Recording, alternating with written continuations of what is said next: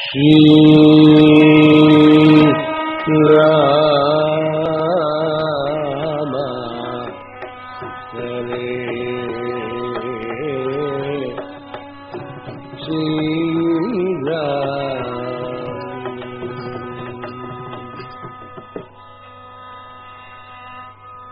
रामाय रामभद्राय रामचंद्राय वेदसे रघुनाथाय नाथाय सीताय पतये नमः।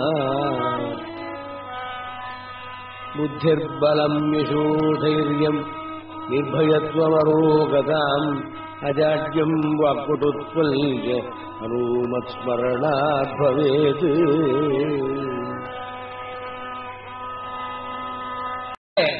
நீ எங்கு வேண்டுமானால் போகலாம். நீ எங்க வேண்டுமா பரதேவா சுக்ரீவேவா விபீஷணேவா. விபீஷணன் வீட்டுல போயிருக்கலாம், சுக்ரீவன் வீட்டுல போயிருக்கலாம், யார் வீட்டுல வேணாலும் போயிருக்கலாம். இங்க வராதேன்னு யா பரிய பிரிய வதத்தாமாலே துகாபீனிர நேத்ராம்ச யா பரிய பிரிய வதத்தாமாலே துகாபீனிர நேத்ராம்ச காத்ராம்ச கம்ப குடலா சீதா பகுபாவணி மணித்ராக பகுபாவணி மணித்ராக. எப்படி இருக்கு அது தாங்க விழா கண்ணால ஜல விடுறாளா அழுதுல கேட்கிறாள், பதில் கேட்கிறாள். என்ன சொன்னேன்? உங்களுடைய பௌருஷத்தையும் உங்களுடைய சிநேகிதர்களுடைய காரியத்தை நடத்துறதுக்காகவா நீங்க வந்து என்னை காப்பாத்தினேன், எனக்காக இல்லையா? ஏன் இப்படி பேசுறேன்? எந்துகு நீர்தய எந்துகு நீர்தய எவரு ఎందుకు నీదయ ఎవరున్నారుగా ఇందు నీబానల ఇనకుల చంద ఇందు నీబానల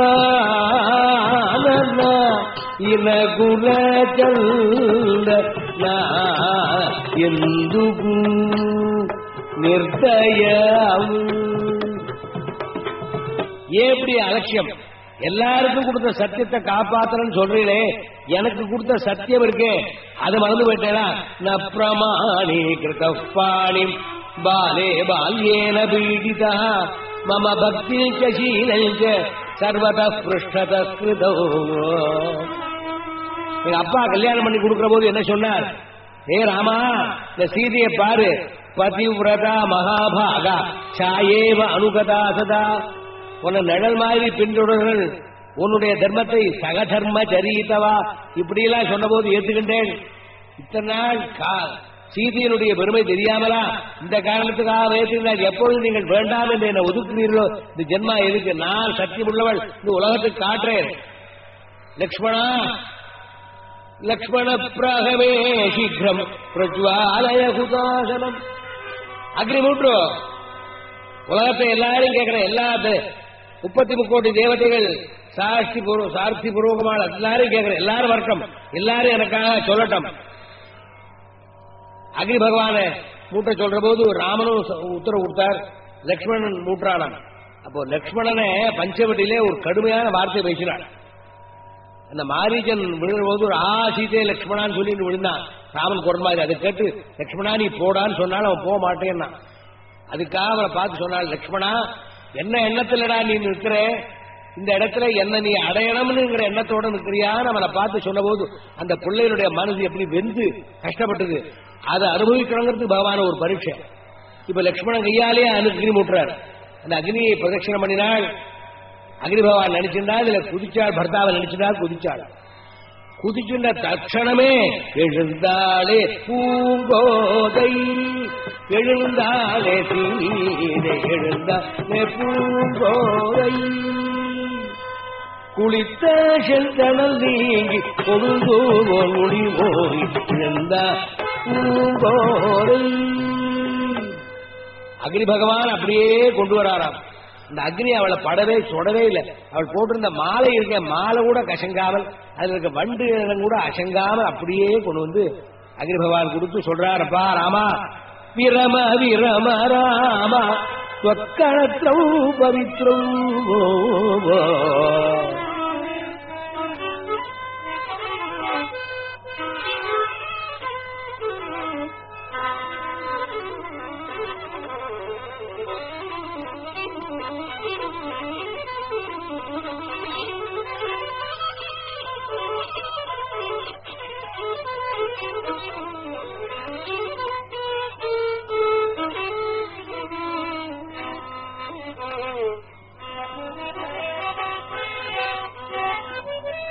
விரம விரம ராமா, ராமா என்ன இது, என்ன பரீட்சையாப்பா?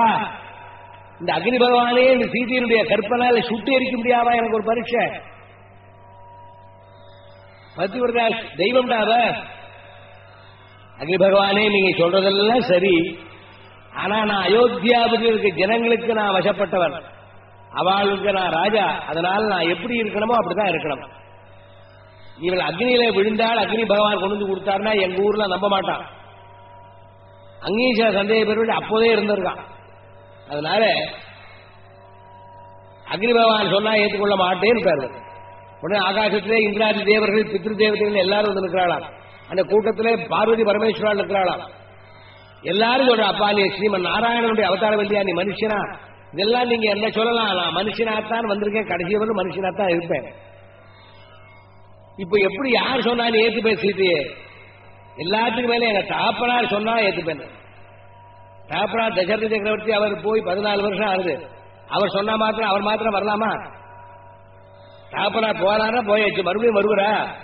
அவர் மாத்திரம் சொன்னார், தசரதர் சொன்னார் ஏத்துக்கொண்டேன்னா ஊர்ல நம்புவாளான்னா அது திரேதாயுகம். அந்த காலத்துல பித்திருக்கள்லாம் கண்ணில் படுவாளாம், பித்திருக்கள்லாம் கண்ணில் படுவா.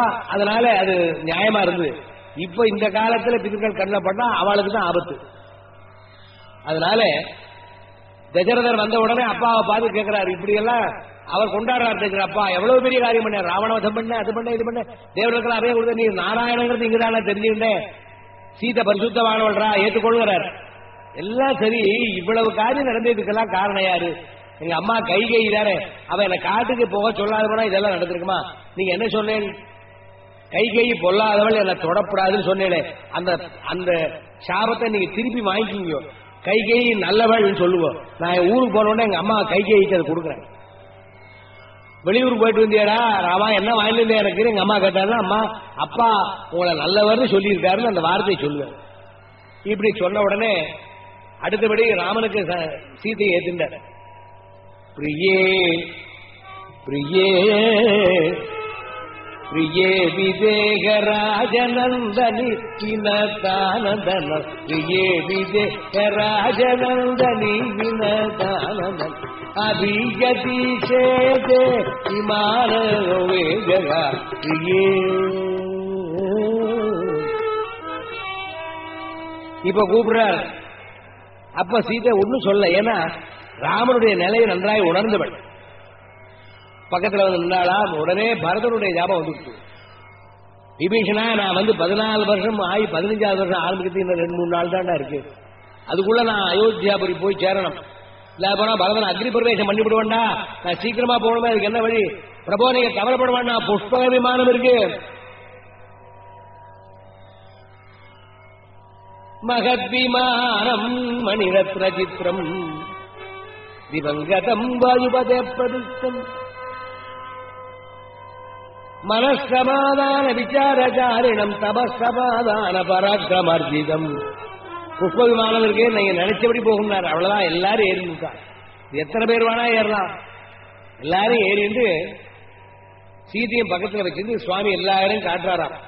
சீதையினுடைய பார்வை எல்லாரும் மேல கீழே அடிபட்டு விழுந்திருக்க வானங்கள் மேல விழுது. தேவேந்திரனுக்கு சொல்லி ஒரு அமிர்த மழையே பெய்யறான். வானங்கள்லாம் அடிபட்ட வானங்கள் எல்லாம் பொழிச்சு விடுத்து. ராமனுக்காக யுத்தத்துக்கு வந்திருக்க வானங்கள் ஒண்ணு கூட சாகல, எல்லாம் வந்து எல்லா புஷ்ப விமானத்தை தொத்தி விடுத்து. புஷ்ப விமானம் எல்லாருக்கும் இடம் கொடுக்கும். அத்தனை பேர் ஆட்சி வரும்போது கிருஷ்ணந்திக்கு வந்த உடனே சீதைக்கு ஒரு ஆசை, இந்த வானர பத்திரிகள் எல்லாம் பார்க்கணும்னு ஆசை.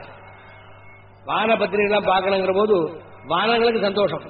உடனே எல்லாம் அந்த குருபாலத்தை கீழே குதிச்சு நேரம் வீட்டுக்கு போய் எல்லா ஸ்ரீகளையும் அழைச்சிட்டு வந்துச்சு. எல்லாரும் அயோத்திக்கு போய் ராம பட்டாபிஷேகத்தை பார்க்க போறா. அந்த ஸ்ரீகள்லாம் வந்தா வான ஸ்ரீகள்லயே அவ ஊர்ல இருக்கிற அலங்காரம் அவளுக்கு பிரியம். சீதையனுடைய அழகை பத்தி அவள்லாம் வர்ணிக்கிற போது அந்த வான ஸ்ரீகளுக்கு புரியவே இல்லையா, என்ன அழகு இது, ஒரு பொண்ணாவ எல்லாம் இருக்கு, கடைசியில வால் இல்லையே நானா நவாலேஷோ நகிரோ வராசி. அது அவளுடைய கண்ணிலே பார்க்கிறது. அது மாதிரி அந்த சீதாதேவி எல்லா வானர ஸ்திரீகளுக்கும் மரியாதை கொடுத்தாள. ஏன்னா வானர ஸ்திரீகளுடைய காரியத்தினால்தான் வானங்களால யுத்தத்துக்கு வந்தா. நேர அயோத்தியாபுரிலிருந்து இது அயோத்தியாபுரிக்கு வர முடியாத புஷ்ப விமானம் தண்டகாரண்ய வழியா வருது. பஞ்சவட்டியை பார்த்து காட்டுறார், பழைய இடம் காட்டிகிட்டே வர்றார். தகோ தகோ கே தேகே நகரத சித்ரகூட நக ஆயம், தகோ தகோ கே தேகே நகரத சித்ரகூட நக ஆயம், ராஜமுனா சங்கமபாயே பரத்வாஜவதபா. கங்கை யமுனையும் கூட பிரயாகைங்கிற கஷேத்திரம் இருக்கு, அங்கதான் பரத்வாஜர் ஆசிரமம். அவரை தாண்டி போகக்கூடாது. அங்க வரபோது